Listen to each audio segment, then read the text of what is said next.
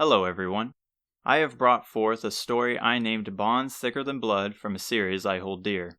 And while this is my fourth work, this is my first work to make it to YouTube as an audiobook. What you are going to listen to is the Musicless version where only my voice will be reading along with subtitles. If you wish to listen along with music in the background for a more unique experience, there will be a link in the description for a music version. And if you would rather read it at your own pace, you can read the entirety of Bonds Thicker Than Blood at Javier the Great at AO3. Link will also be in the description. Without further ado, I hope you enjoy. Chapter 2. She reaches the top of the stairs with beads of sweat on her face and heavy breaths as she approaches the throne. As she expected, the king has a familiar face of disappointment, one of which she has known for several years. "Seems much hasn't changed since I last saw you," the old king said, leaning forward in his chair with an old advisor of great status standing firm by his side. "Please forgive me. I swear it was an accident. I had no intention on skipping out of this meeting," she begged, finally reaching the center and kneeling down, staring down at the red, pristine carpet. He shakes his head. "No bother. I've already accounted for this, as I doubt you'd magically mature once you turn 16. Anyway, now you're here. So let's discuss why you're here." As the king arises from his throne, he stands with his hands behind him, straightening his back. While still keeping her head down, she scrolls her eyes, realizing the several guards at the edges of the room. Their posture, just like the king, is powerful as they remain like statues with their spears by their side. She takes a moment to remember her mother's burning words about getting an early rest, yet all that heat in this moment is pelting into her dusty tunic as the guards' eyes pierce her like the searing sun. "As you know, you are now the age to take hold of your destiny and follow in your father's footsteps." He looks down at his feet with a sigh. "Ortega was a great hero, and his sacrifice will not go in vain. But unfortunately, the Archfiend still lives." She shoots up, regarding his position as her words lash out. "Are you serious? My father's death meant nothing?" A guard steps towards her to silence her tone. However, the king halts his advance with a wave of his arm. "Only if he regains his full might. But you have the means to stop it. You have your father's blood." "And how do I stop him? Tell me everything I need to know." "First, you must understand this is confidential information. This cannot reach public ears." She nods to his request, and he takes a seat back onto his comfy throne. "The Archfiend is named Baramos, and his lair resides hidden at the base of the volcano on the western continent, a land holding monsters of unholy power that now have scattered across the world. The land has been sealed off for centuries by Baramos, and no one has found a way to enter, not until Queen Pimiko of Japan discovered a path decades ago. Unfortunately, I cannot tell you much more as it's their country's secret. Your mission now is to leave this island, our last safe haven, and find the Queen on the mainland. She will provide you with more crucial information." He snaps his fingers, and a guard from the back of the audience chamber darts in with a small wooden chest. He hands over the box to her and returns to his post. "This is all I can aid you with now. Forgive me, and please be safe on your journey. Hotaru, daughter of Ortega." At the end of the castle drawbridge, a young martial artist awaits. Now he decides to show up, Hotaru thought, recognizing her brother by his unique appearance compared to the people of Alihan. The young man has a long ponytail with a midnight black color similar to hers and no other hair on his face. It's hard to tell from the distance she stands from, still at the front gate of the castle, but as she steps on the loud planks, he appears to be covered in grime. "Hey, Hotaru," he shouted, waving his arm like a madman. And he is supposed to be the older one, Hotaru thought to herself, slightly frustrated by his simplistic joy as she finally reached him. "What's got you so worked up, Isamu?" "Oh, nothing. I just wanted to see what my little sis was up to." His smile is overly cheery, as if to taunt her as he circles her. "You knew I was supposed to be up," she confronted, keeping her eyes on him. "Potentially. And you just let this happen?" "It wasn't my intention. I was finishing up my daily workout routine."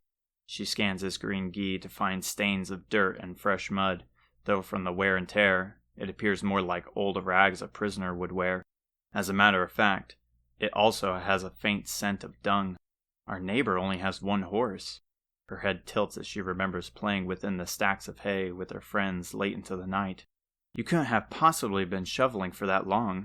He shrugs. Our neighbor had one horse. Today the place looks like it had been struck by a tornado. I think I get your point, she interrupted, groaning at the disgusting thought. Despite the horror story, his goofy smile still remains. So what did the king say? She responds by plugging her nose with her fingers. I will tell you after you wash up. But first, where are Aziza and Fadir? I thought they would be with you. He points across the sparkling moat to a small chapel with a bed of colorful flowers surrounding it. Fadir is there, and honestly I don't know where Aziza is. Then how about you go wash up and find her, and I will get Fadir, Hotaru orders as she leaves him at the bridge. You got it, sis, he obnoxiously blurted, following up by taking a sniff of his ghee and recoiling from the nasty smell. The wooden church doors creak open, letting in the warm light. The smell of candle wax fills the air, and the silence is peaceful, as the only sounds to accompany it are the birds outside and Otaru's footsteps as she steps in. At the front of the chapel, by the marble statue of a beautiful woman, is a single man kneeling down before it with his hands clasped together. Seeing him at peace has a slight grin spreading across her face. She steps past the clean pews, careful not to disrupt him. Halfway across, and a deep breath emits from him, a usual sign he is finished. Isamu told me you would be here, Fadir, but it would be more shocking for you to be anywhere else, Hotaru said to grab his attention. Though it appears he's deep in thought or possibly asleep, he rises from his knees to face her. His complexion is pale like his priest's coat, and his long, flowing hair is a deep brown like chocolate. He looks at her with a gentle smile, his brown eyes revealing an innocence and his quiet, shy voice echoing throughout the building. Forgive me for not being at the drawbridge. I simply wished to give a final prayer to our goddess before we set out. You have nothing to worry about. We are still getting prepared. But have you seen Aziza around? She said she wanted to gather a few things before we left. It seems that she has been planning on this for nearly a week. It wouldn't be Aziza if she wasn't. It's still hard to believe the day has finally come, Hotaru jests, with Fadir laughing with her. Anyway, I will leave you be and look for her. Hold a moment, Fadir interrupts. Let me join you. He walks over to the podium to grab an old oak staff leaning against it. Despite the staff's age, Hotaru knows the power it wields and unfortunately the damage it can deal when playing with it some years ago. He holds it close to his body, guarding it like a family keepsake. You can stay here until we leave. I know how much this chapel means to you. No, I insist, he said as he reached her side. It's true I'm going to miss this place. I practically see it as home. But I know the goddess will always be by my side, guiding my path forward. You sure have changed when you first got here. You couldn't even attend sleepovers with the rest of us without worrying about the fall of night. Scared that ghosts would wander the town streets. And I see your teasing you share with Isamu is the same as I remember. Plus, I was a mere child. Things with time are bound to change. She snorts and shakes her head. All right, but don't come running back home at the first sight of danger. We will need your healing magic to keep us in top shape. Out at the center of town square, where the small town is bustling with people, children are loudly playing in the bright grass, adults are gathering and gossiping of the latest news, and along with the warm, cozy sun, fresh baked bread fills the air as the vendors sell today's goods. I'm gonna miss this town, Fadir said as they scoped out all the beautiful and nostalgic sights. Hotaru soon joined in on the trip through memory lane. From the thick shrubs they would hide in during childish games to the wide range of fields they would pretend different scenarios, and finally the various festivals they'd partook in. It grants her a warm feeling, yet a sorrow shadows her thoughts as her father likely felt the same way. You know it's not like we're being exiled. We can come back whenever we wish, a voice shouted from across the square. They both look ahead to see Isamu holding an opaque red bag over his shoulder with a smaller silver-haired woman with a youthful face in a tattered cloak and thick leather boots by his side. Thankfully, that dirty gunk on his clothes is gone, and with his confident smile and without warning, he slams the bag onto the ground. It quakes the surrounding area to where it's a surprise the stone paving below didn't crack. He opens the bag, sifting through several items as if it was a lottery ball machine. I got weapons, armor, food, more food. Did you buy things we could all use? Hotaru questioned with a sigh. With a soft tone, the woman by his side answers for him. You needn't worry. I accompanied him on his shopping spree. Thank the goddess we have you, Aziza. Hotaru responded with a breath of relief. Isamu finally finishes listing off his bag of wonders and lifts it back over his shoulder. I think we're all set. So now can you tell the class what the king said? He finishes his comment by taking a quick glance at Aziza, and then another one with widened eyes. It's a bit of a tale that I will explain on the way, but in short, we need to reach the main continent. Any idea how to do that, sis? Hotaru reveals to the group the wooden box she got earlier. The king said this would help.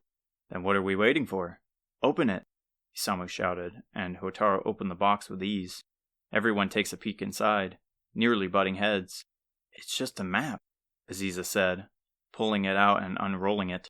The neat paper is a simple map of the world with no points of interest or landmarks. There's not even towns marked onto it. Other than that, the box is completely empty.